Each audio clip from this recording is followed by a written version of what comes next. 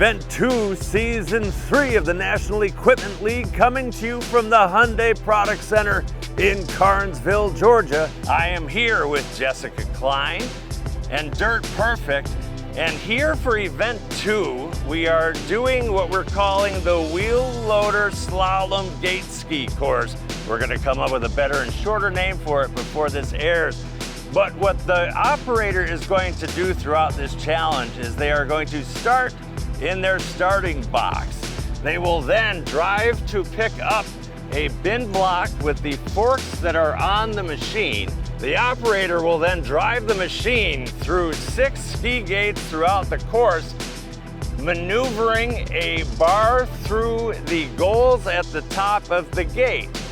If at any point the operator either misses the goal or recklessly or intentionally hits the posts or forgoes the gate, they will be assessed a 30-second penalty, making it that you could get up to 3 minutes in penalties on this course. After going through the 6th and final gate, they will set the bin block back where they picked it up from, and the moment that that bin block is free of the forks, we will call time. As you can see here, we may call for a weather stoppage in a few minutes, but before we do that, we got Mike here. Chris likes to watch Mike. We're gonna let Mike watch Chris, and we're gonna see how Chris Guins, our winner of Event 1, tackles Event 2 here in a stormy Carnesville, Georgia. With that, we're gonna check with Chris. Are you good, Chris? On the count of 3, we're gonna go. 1, 2, 3, and go.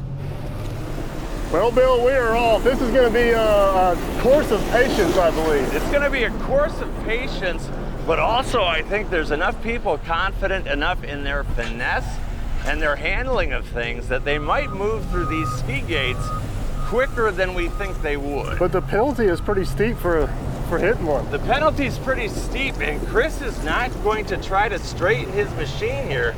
He goes through very quickly. Nice. He does not hit a gate. We're through gate 1.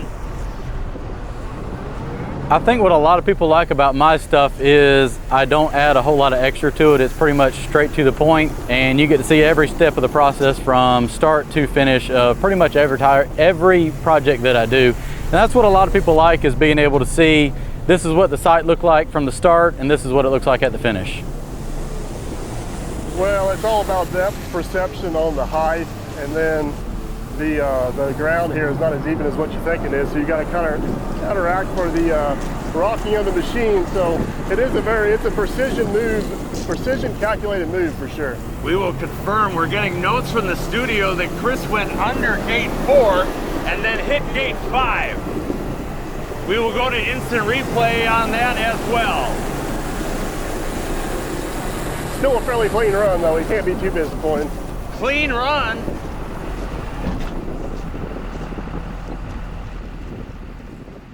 Minute 32 for Chris Guins. I'm pretty sure I went under that one. You think you did, and then you hit. Upon further review here, Chris definitely does limbo that gate there. And when you look at this next gate, he does kiss it with the back end of the loader, and that it's a fine line as we describe these penalties. You can kiss the gate, you can ever so gently rub it, but if you bump it and if you change directions of the gate, that will result in a penalty, and that is how Chris got a second 30-second penalty here in Event 2. Okay, here we go. Tell us about it. Well, yeah, I think you saw it more than I did. I can't tell if I went under or over that one. I think a mixture of both, but oh well. I did see you go under, but you... I tried to raise it back up, but I think I was already past it when that happened. Yeah, you quickly readjusted. So they gave 2 penalties, 30 seconds each, so... But you're in first place. Well, you got to go first. Right? No, you did great. Anything you want to say? The depth perception, you did good. It was nice and steady, and it was smooth there. Everything. It's just, you know, you try to get in a hurry, and that's what happens. Well, you did great. All right, let's see. Next up, we have Mr. Dirt Ninja, and we'll see how he competes against Let's Dig 18. All right, so we saw with Chris's run, the course can be done pretty quickly, but penalties can also add up. What did you think seeing Chris go through? Well, patience is going to be key. The penalties are so steep for a missed gate. It's worth taking your time and getting through there clean. I think a good, clean, steady run is going to win this thing. I know that Tom Gardocki has been watching this course quite closely, and he's eager to take it on. Let's see how Dirt Ninja does. Tom, you ready, sir? On the count of 3, we're going to go. 1, 2, 3, and go. So Tom is going to be aggressive here. Mike sees that the wind, as you can all tell, the wind is picking up here a little bit. And that is causing some of our gates to swivel here. We will monitor that as we go. Approaching straight is going to be important, just as getting the front through, that you don't knock the back of the machine. Tom is clean through gate 1. Clean through gate 2. So I'm pretty excited to be here. I think it's gonna be good. We've got a lot of good operators here. Gonna see who's the best out of all of us on some pretty cool challenges, and I'm interested to see how it goes. A clean run rewards the operator here. That's the tricky one. That one is tight. That is the tricky one. It's what got Chris, but Tom's through it.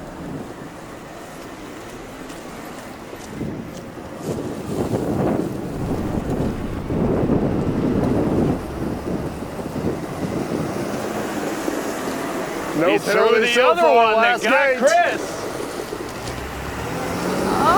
He's through the final flag gate.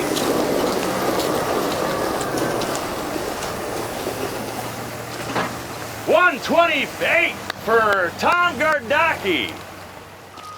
Nicely done. Nicely Clean done. run. Clean run. Mr. Tom. So remember last time? Wait, no, we're gonna see how you thought it went first. What'd you think? I think it went well. I don't think I hit anything, and if I didn't hit anything, I think that's a pretty good time. You did not hit anything. You had a wonderful approach. You were quick and then pause, very nice and smooth going through. Yep. So you flat out with no penalties. Mm-hmm.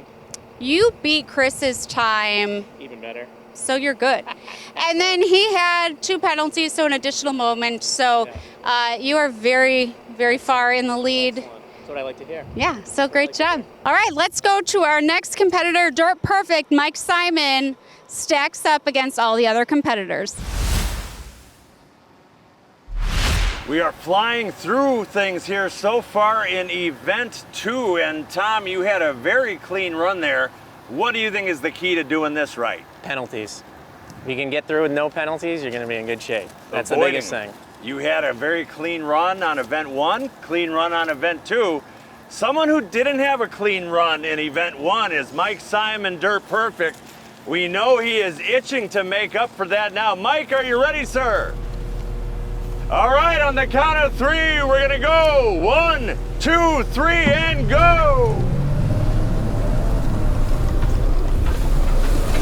But Tom, how did that wheel loader treat you here in the run? Pretty good. It was pretty responsive, especially on throttle control. So Mike is going to be aggressive here, and I know him well enough now that you hope that doesn't translate into running the course too aggressively. yeah, it's balancing the speed with precision.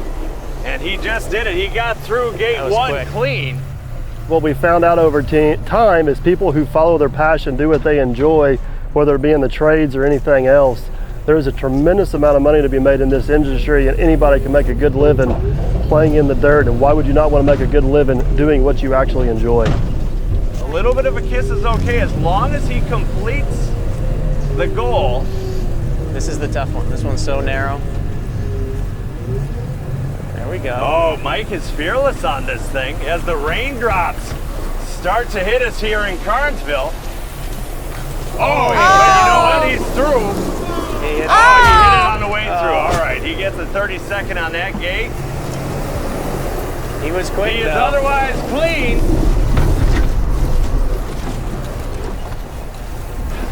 And down.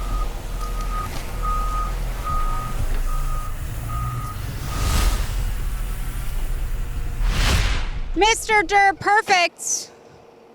Tell us about it. What do you think? I felt pretty good about that run, honestly. I think the loader may have hit one of the gates. I don't think I hit one of the gates with the thing, but I don't know. I tried a little something different, taking the ride control off, which definitely helped me control the rod, but it definitely made the ride a lot rougher. The ride control in these things actually does work. So I don't know if it was the right decision or not, but you got to try something different to beat these guys. They're all good. So overall, I'm pretty happy with the run. I don't know what the time is, but I'm happy with it. All right, well, so here, we'll get to the math here. So your run time was 1 minute and 21 seconds. That is the quickest run time.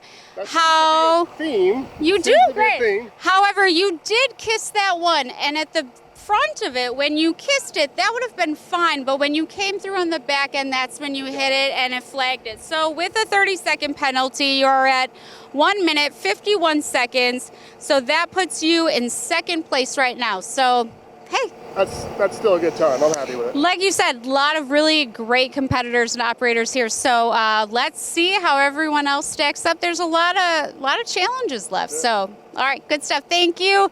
All right, next up, let's see what they've got. Fans of the National Equipment League can receive 20% off their registration for Utility Expo 2025. Come on down, join us in Louisville. Visit theutilityexpo.com and enter code EXPO20 to receive 20% off registration.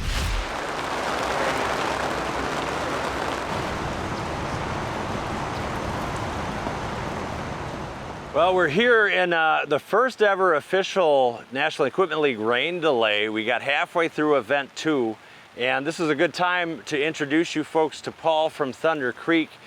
This is Thunder Creek's first time as an official sponsor fueling the National Equipment League. Paul, thanks for being here. Yeah, thanks for having us. What is it about this that got Thunder Creek involved? You know, I think there's not enough events like this going on, and it's just fun, and it it ties what we're trying to do with what you're trying to do, and gets the equipment out there in a fun way for people to engage with us in a new exciting way. Absolutely. What did you bring in here today? What did you bring to the event? So today we brought a MTO 690, and I like to look at it as the Swiss Army knife of our product line. So not only does it supply fuel and DEF to the job site for daily fluid solutions, but also has some light PM in the back of the trailer, so you can do some oil changes and air up some tires. So you look here at the Hyundai Customer Product Center, and the contractors that are participating in the event today all have fleets of different sizes. Why is a Thunder, whether it's that MTO or maybe just an MTT fuel trailer, why is Thunder Creek a great partner for that type of contractor?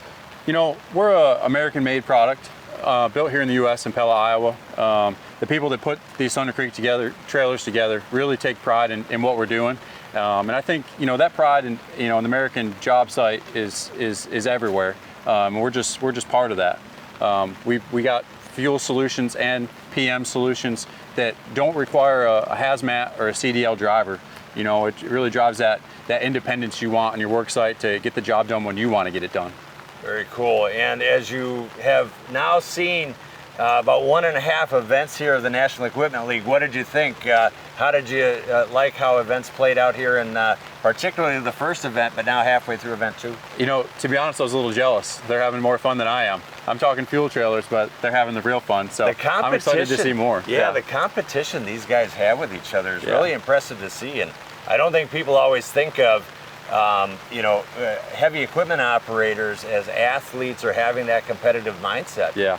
But you really see it come out in these guys. Well, if you've been on the job site, we all know that we like to brag about who's a better operator. So today they get to put their money where their mouth is, right? Yeah, absolutely. Yeah. Absolutely. If people want to learn more about Thunder Creek, how can they learn more? ThunderCreek.com.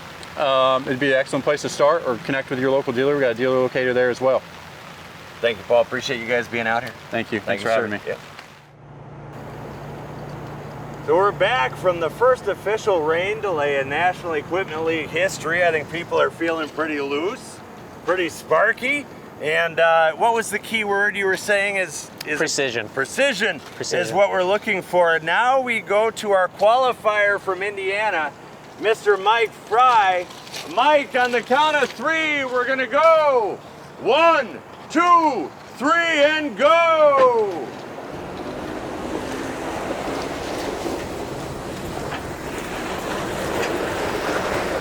He's coming in hot, he's coming in aggressive. We know that has both positives and negatives. But he's got a clean snatch there on the block. Tom, as you went through it, I know we talked about precision, but as you went through it, what were the things that you were thinking were important to a clean run like you had? As I went through, I tried to look at your next one and kind of at least get close, see he's not raising it yet.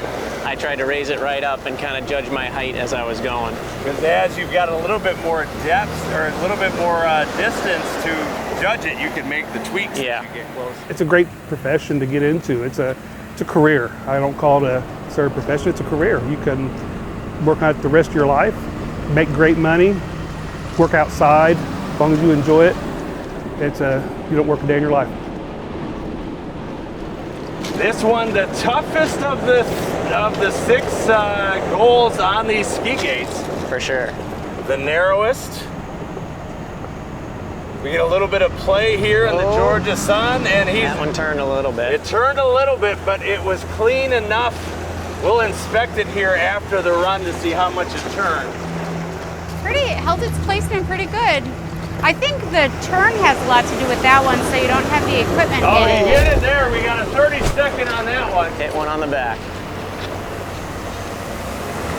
Nice. That was a Clean good on one. that. Here we go. And now we're gonna go.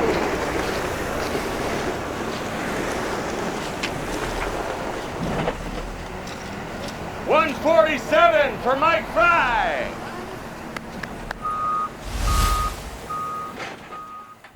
Instant replay here shows that Mike Frey gave it a little bit more than a kiss. He might have got to second base on that one, and that will result in a 30-second penalty. How you doing? Not too bad. It's cooled off a little bit, so it's a little better. That was a good run. Precision. You were nice and quick in between the ski gates. There were a couple kisses there a little bit, but you still had a good time. You ended up at 147. The commissioner said that there were two 30-second penalties, so that puts you... I knew that, yeah, they went and looked at the footage to see how much of a kiss it was on that, and so... I knew I kissed one, but it didn't move, but it kissed, so... So that puts you at 247. Still, we've got 2 more competitors to go and 2 more events, so you did good. Still a long way to go. Yeah, lots left here in Carnesville. So we'll go see who's up next, Bryan Furnace, and see how he does with the competition. Thank you, Mike. So after 4 competitors, as we thought might happen in this event, we've got a pretty tight grouping. Penalties are coming into play. Brenna, we know loaders are your favorite machine. What are you missing most about not competing in this event? The challenge of it, seeing how I could do with this too, and seeing how honestly the Hyundai runs versus the other equipment, because it has a really good ride control with the water like last time. So I'd be really curious to see how it did going through here, especially with the potholes and the rain we just had. Just how it moves. It's a perfect course, perfect test course, and we're gonna see how Bryan Furnace responds to a challenge once again. If you remember last season, he had some penalty issues in the first event that put him in a hole to start. He's in 5th place here going into event 2. We're gonna give Bryan a chance to speak for himself. Bryan, on the count of 3, we're gonna go. 1, 2, 3, and go! What's interesting about each competitor so far that you get the flags through, but it's not only worrying about that, it's the bump after you get through, and that's where we've seen a couple penalties where they're saying, hey, I made it through the flags, I maybe kissed it, but... So this is round 3 for some of us, and even for those that joined us in round 2, we've at least got some time getting to know each other. There's a lot of behind the scenes stuff that you guys don't see, so we've made some really good friendships here, and it's cool to network with people that are in the industry, and then with the added bonus that they're in social media within our industry, it's cool getting to be a part of that community. He does not want to go into event 3 in a deficit, and so far through 3 gates he has a clean run. And we have a total penalty there, nothing to redeem. I jinxed him. Sorry, Bryan, that one was on me. There we go, nice and clean through. Now let's see, hopefully his fender does it. He did it, he got through that one clean. Nice. He got through that clean. Bryan fast, he just had problems with gate 4. And down, 123 for Bryan Furnace. Will get 1 30-second penalty for gate 4, which will bring his time to 1:53.26. Instant replay gets us again. Is it 2? It's 2 penalties. Oh, this one back here spun enough? It actually, in the drone shot, the instant replay shows that gate 3 actually spun quite a bit. You got it with the pole. Was it with the pole? And as you started to pick up speed with the pole, It threw enough thrust into it. swung the gate. Tell me about that. This one hurt my heart a little bit. I was really looking to gain some points back on this one, and unfortunately I tapped a couple of the gates and it cost me dearly. Oh, you had a really nice quick time going through, but yes, unfortunately there were those 2 penalties. So we're at 2:23. That's putting you not in last place right now. So As of yet. we have plenty, 2 more events to go. The penalties on this one are just killing everybody.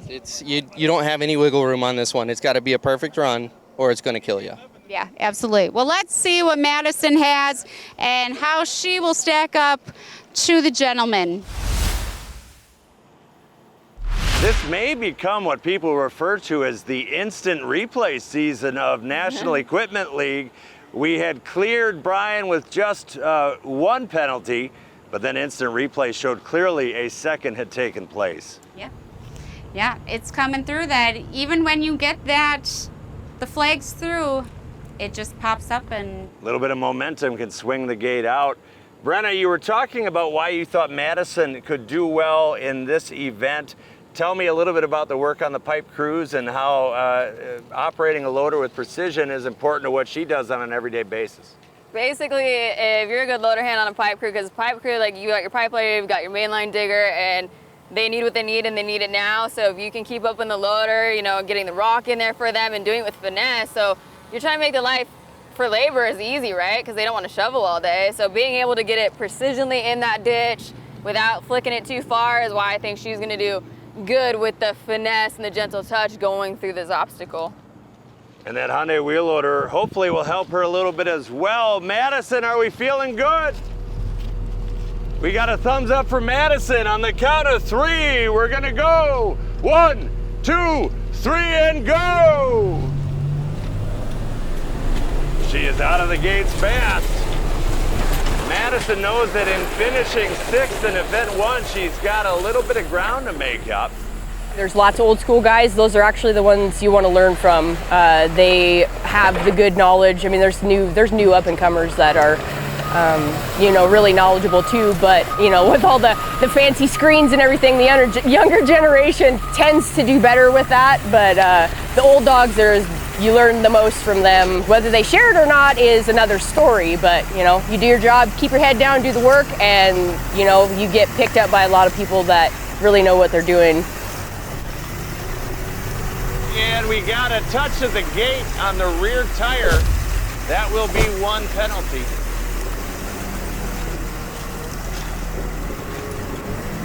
She's clean through gate 2. I'm so proud of her. Madisen approaching gate 3. This one here is the one that caught Bryan a little bit by surprise. He had gotten through just about clean and I think accelerated a little too quickly in the moment. Now Madisen is approaching The toughest gate of the day, gate 4. It's the most narrow and the most challenging. You got this, you got this, you got this. There we go, she's through it. She did that clean. Nice.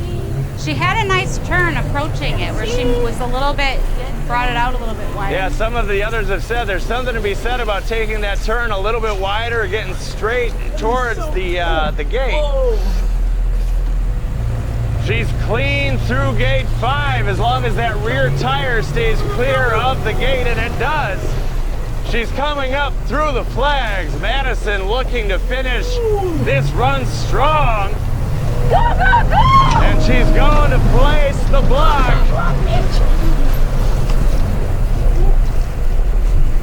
Get it down there, Madisen. All right, 2:13 for Madisen. Oh, that is so much less than what it looks like when you're standing there. I was like, why is it so high?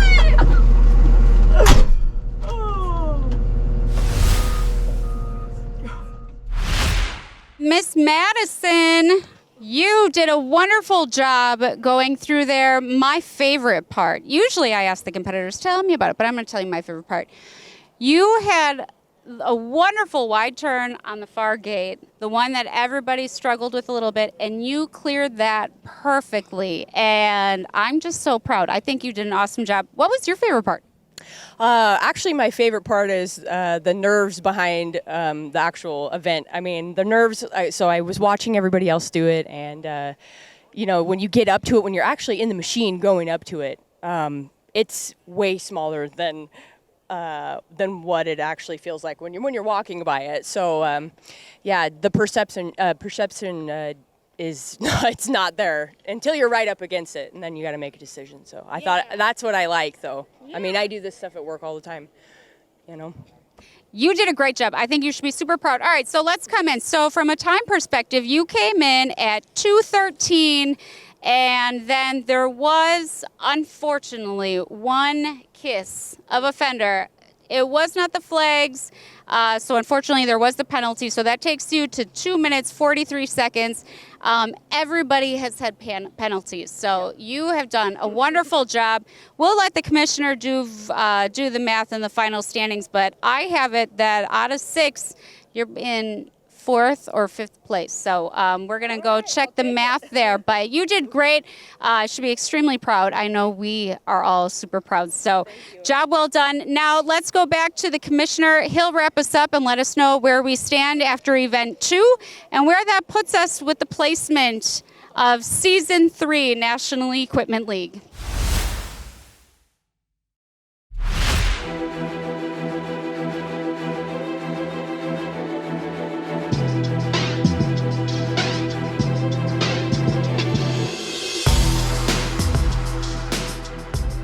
This is unlike just about any episode of the National Equipment League that we have ever had. Penalties played a pretty heavy role in today's event. Usually in past events, even the whole season, we've had 1 or 2 maybe throughout different challenges, and today, this last event, just a lot. It ate people up. I think it was a fun event. I think it's something we'll build on again. That precision that Tom talked about is what was so key here. After event 2, for event 2 here, in first place with a very clean run was Tom Gardocki. In second place was Mike Simon. In third place, Bryan Furnace. Fourth place, Chris Guins. Fifth place, Madisen McCaulley. And in sixth place, Mike Frey. Overall standings after 2 events. We have Dirt Ninja Tom Gardocki in first place with 11 points. A tie between Mike Simon and Chris Guins at 9 points apiece for second and third. In fourth place, all by himself, Bryan Furnace with 6 points. In fifth place, Mike Frey with 4 points. And in sixth place, Madisen McCaulley with 3 points.